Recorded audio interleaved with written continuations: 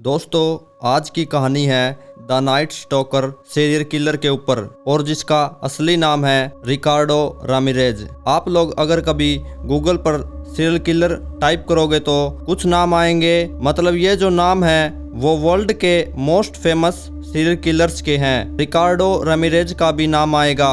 इसको the night stalker के नाम से भी जाना जाता है और इसने लॉस एंजलिस में 1984 से लेकर 1985 के बीच एकदम कोहराम मचा दिया था, क्योंकि इसके जो खून करने का तरीका था वो इतना भयंकर था कि पुलिस भी शॉक हो गई थी एक बार के लिए कि कोई आदमी ऐसा कैसे कर सकता है। ये बंदूक से, चाकू से, फिर हथौड़े से और लोहे की रॉड से लोगों का खून करता था, बहुत ही हिंसक तरीके से। इसका कोई ऐसा पैटर्न नहीं था जैसे दूसरे सीरियल किलर्स का होता है। कोई बच्चों को अपना शिकार बनाता है तो कोई महिलाओं को अपना शिकार बनाता है। इसको मतलब जहाँ भी जैसे भी मिल जाए उस तरह से ये खून करता था। तो दोस्तों, इसकी कहानी बहुत ही इंटरेस्टिंग है। होप करता हूँ कि ये कहानी आप आखिर तक सुनेंगे। तो चलिए शुरू करते हैं। दोस्तों, इसका पूरा नाम रिकार्डो रिचर्ड रामिरेज है और इसको कई अलग अलग नामों से भी जाना जाता है और उनमें से एक है द नाइट स्टॉकर। ये ना सिर्फ सीरियल किलर था बल्कि एक नंबर का चोर भी था। जून 1984 से लेकर अगस्त 1985 के बीच इसने 13 लोगों की हत्या कर दी थी और बहुत सारे लोगों को जख्मी कर दिया। खून करने के लिए ज़्यादातर ये हैंडगन, अलग अलग तरह के चाकू, लोहे की रॉड से ये सब खून करता था। अब दोस्तों, आज तक हम देखते आए हैं कि जो सीरियल किलर्स होते हैं उनका बचपन बहुत ही बुरा गुजरता है। उनके बचपन में उनको बहुत प्रताड़ित किया जाता है, जिसका मतलब जवानी में आकर उसका असर दिखता है। और इसके केस में भी ठीक ऐसा ही था। इसका जो बचपन था वो बहुत ही खराब गुजरा था। इसका जन्म एल पासो टेक्सास में 29 फरवरी 1960 को हुआ था। इसके पिता बहुत हिंसक थे। वो रेलवेज में काम करते थे। इसके पिता को शराब पीने की भयंकर लत थी और ये सब करने के बाद जब वो घर आते थे तो अपने बीवी बच्चों को वो बहुत मारते पीटते थे।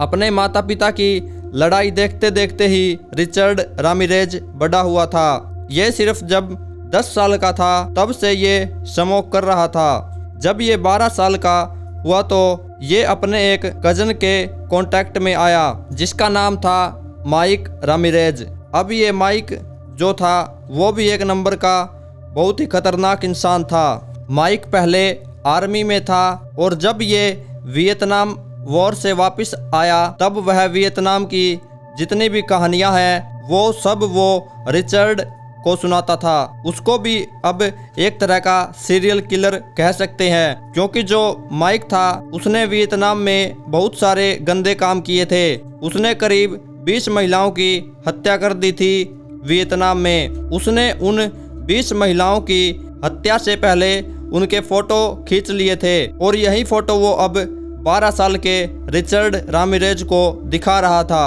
रिचर्ड रामिरेज ने भी बाद के इंटरव्यू में बोला है कि फोटो देखकर वो बिल्कुल भी शौक नहीं हुआ, डरा नहीं बिल्कुल भी, उल्टा वो प्रेरित हुआ उन फोटोज को देखकर।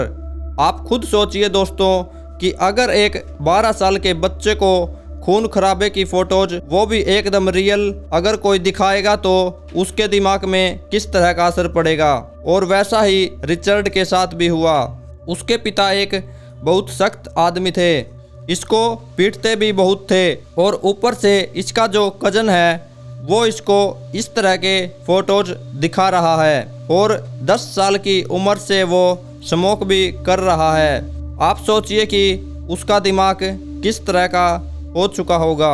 और जो माइक है उसका कजन, उसने रिचर्ड को मिलिट्री स्किल्स भी सिखाए कि कैसे एक जगह पर बहुत देर के लिए छुप सकते हैं और खून कैसे कर सकते हैं और साथ ही अपने आप को किसी दूसरे से कैसे बचा सकते हैं, अपना सेल्फ डिफेंस कैसे कर सकते हैं। ये सब उसको पूरी तरह से सिखाया गया। अब रिचर्ड के पिता इतने ज़्यादा हिंसक आदमी थे कि जो रिचर्ड है वो रात को कब्रिस्तान में जाकर सोता था अपने पिता के डर से। अब उसकी जिंदगी में ऐसी एक घटना होने वाली थी जिससे उसकी पूरी जिंदगी, खासकर उसका जो दिमाग है, वो पूरी तरह से खत्म हो जाने वाला था।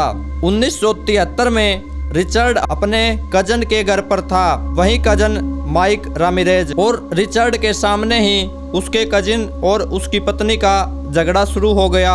और ये झगड़ा इतना बढ़ गया कि जो उसका कजन है माइक, उसने अपनी पत्नी को गोली मार दी और उसकी मौके पर ही मौत हो गई। और ये खून रिचर्ड के एकदम सामने हुआ था। आप सोचिए कि एक बच्चे के सामने खून हो जाए तो उसके दिमाग पर क्या असर पड़ेगा। लेकिन बाद के इंटरव्यू में रिचर्ड ने बोला है कि ये जो खून उसने देखा उससे उसके अंदर प्रेरणा जागी। अब इस खून के बाद रिचर्ड अपने घर वालों से एकदम दूर रहने लगा। अब इसके बचपन में कुछ भी अच्छा नहीं हुआ। इस खून के बाद अब ये अपनी बड़ी बहन के घर चला गया, लेकिन वहाँ भी उसका जो जीजा था वो एक नंबर का ताका झाकी करने वाला आदमी था। वो महिलाओं को अपनी खिड़की से झांकता रहता था। तो इस तरह का आदमी था वो रिचर्ड से भी ये सब कराना चाहता था ताकि वो भी उसकी संगत में आ जाए। जब वो 14 साल का हुआ तो रिचर्ड LSD यूज करने लगा था। LSD तो मालूम ही होगा, यह एक खतरनाक ड्रग है। अब 14 साल की उम्र में आते आते रिचर्ड जादू टोने में भी रुचि लेने लगा था। अब इसको किसी रिजॉर्ट में भी नौकरी मिल गई थी, लेकिन वहाँ भी ये उसकी जो चोरी करने की आदत है वो काफ़ी बढ़ गई थी, क्योंकि उसके पास जो कमरे थे उनकी चाबी इसके पास रहती थी। तो कमरों में तलाश करता था, चीजें वगैरह वहां से चुरा लेता था। इसी रिजॉर्ट में रिचर्ड ने एक महिला के साथ रेप करने का प्रयास किया, लेकिन उसी समय उस महिला का पति आ गया। फिर रिचर्ड को नौकरी से निकाल दिया गया। रिचर्ड इतना भयंकर हो गया था कि उसे 9th क्लास में ही स्कूल से निकाल दिया गया। जब रिचर्ड 22 साल का हुआ तो वो लॉस एंजलिस चला गया। चला क्या गया, एक तरह से वो घर से भाग गया और फिर वहां जाकर रहने लगा। अब लॉस एंजलिस में पहुंच के दोस्तों 1980 के दशक में वहां पर कोकीन का कल्चर था। अब रिचर्ड भी कोकीन का दीवाना हो चुका था, कोकीन की लत में। कोकीन को खरीदने के लिए तो पैसे चाहिए होंगे और पैसे रिचर्ड के पास थे नहीं, इसलिए वो अब लॉस एंजलिस शहर में अपने नशे की लत को पूरा करने के लिए चोरी करना शुरू कर देता है। अब बात करते हैं दोस्तों इसके क्राइम्स की। जितने भी क्राइम्स इसने किए वो जून 1984 से लेकर अगस्त 1985 के बीच किए थे। और पहला जो खून इसने किया वही बहुत दर्दनाक था। 10 अप्रैल 1984 को रिचर्ड रामिरेज एक 9 साल की बच्ची को उसी के घर के बेसमेंट में लेकर गया और वहां पर उसने उसका खून कर दिया बेहद दर्दनाक तरीके से। इस खून के बाद रिचर्ड ने स्वीकार भी नहीं किया था। बाद में 2006 में DNA एविडेंस की मदद से इस पहले खून को इसके साथ जोड़ा गया था। उसके बाद दोस्तों 28 जून 1984 को ये एक घर में घुस गया था जहां पर 79 वर्षीय जेनी विनको सो रही थी। ये उस घर में चोरी करने के इरादे से गया था, लेकिन उस घर में इसको कुछ भी नहीं मिला। इसके बाद रिचर्ड को इतना गुस्सा आया कि इसने चाकू से गोदकर उस महिला की हत्या कर दी। रिचर्ड ने उस महिला के सिर, गर्दन और छाती पर बार बार वार किया था और उसका गला इतनी गहराई से काटा गया था कि वह लगभग सिर से कट चुकी थी। उसके बाद रिचर्ड का फिंगरप्रिंट एक स्क्रीन पर पाया गया था। यह रिचर्ड रामिरेज का दूसरा खून था। इसके बाद 17 मार्च 1985 को रिचर्ड ने 22 वर्षीय मारिया हर्नांडेज पर उसके घर के बाहर हमला किया। उसको गैरेज में खींचने के बाद रिचर्ड ने उसे 22 कैलिबर हैंडगन के साथ उसके चेहरे पर गोली मार दी, लेकिन वह बच गई।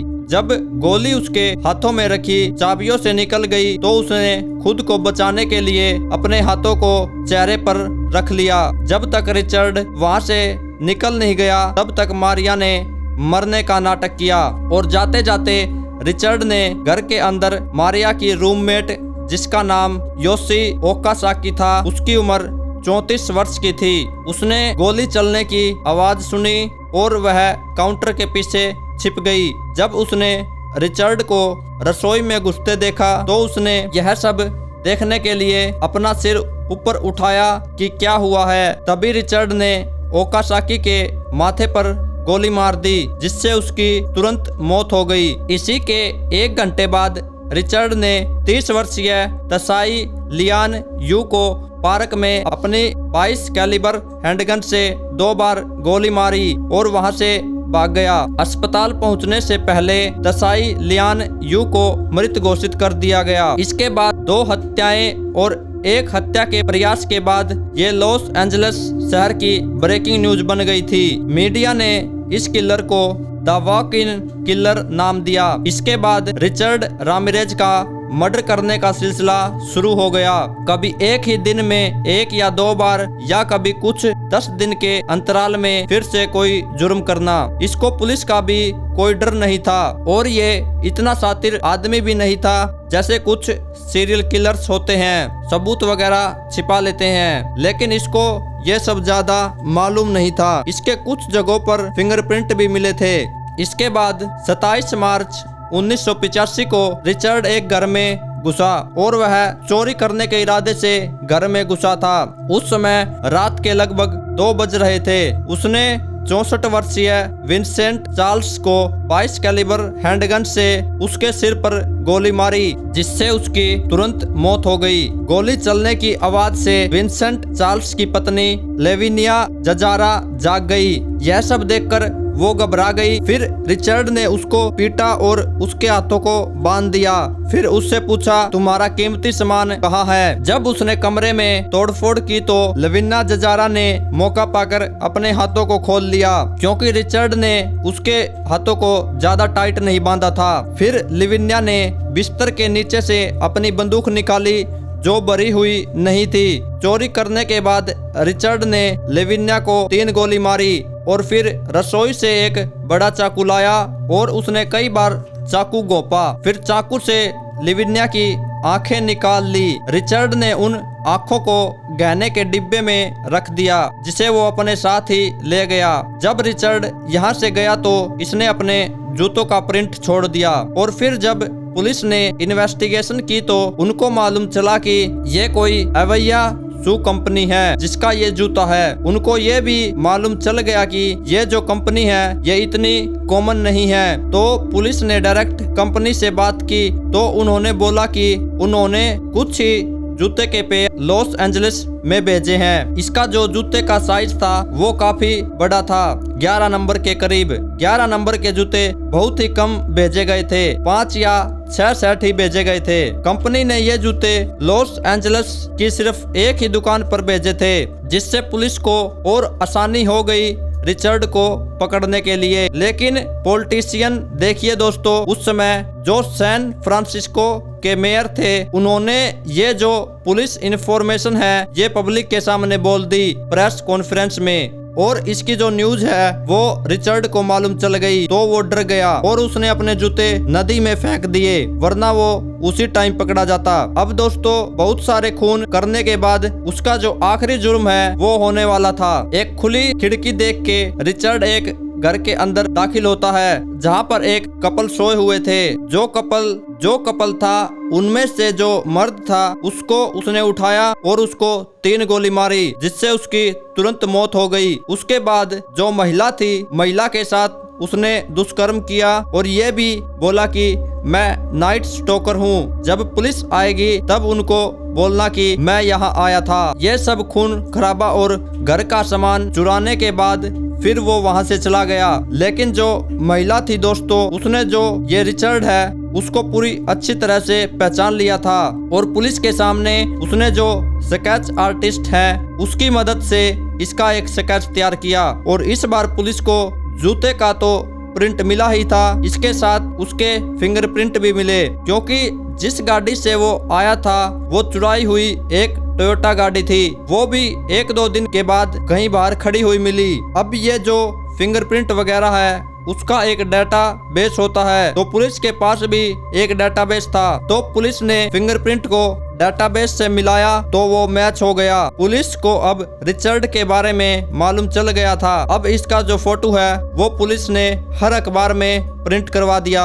अब इसके पकड़े जाने का दिन आ गया था और ये दिन था 30 अगस्त 1985। ये एक बस में बैठकर अपने भाई से मिलने गया था, लेकिन वो वहां पर नहीं मिला। अब रिचर्ड वापस आ जाता है और वापस आते समय एक बस डिपो के पास कुछ महिलाओं ने इसको पहचान लिया और इसने भी अखबार में देखा कि इसकी फोटो अखबार में आई हुई है। यह देखकर रिचर्ड बहुत घबरा गया था। फिर वो भागने की कोशिश करने लगा एक गाड़ी को लेकर, लेकिन वो गाड़ी लॉक थी। फिर ये दूसरी गाड़ी की तरफ भागा जिसमें एक महिला बैठी थी और फिर उस महिला को मार के वो चाबी लेकर गाड़ी चुराने ही वाला था कि तभी उस महिला का पति आ गया। उस पति ने रिचर्ड को बहुत मारा और रिचर्ड को पुलिस के हवाले कर दिया। अब दोस्तों इसका जो केस है वो कोर्ट में शुरू हो गया। अब 20 सितंबर 1989 को रिचर्ड रामिरेज को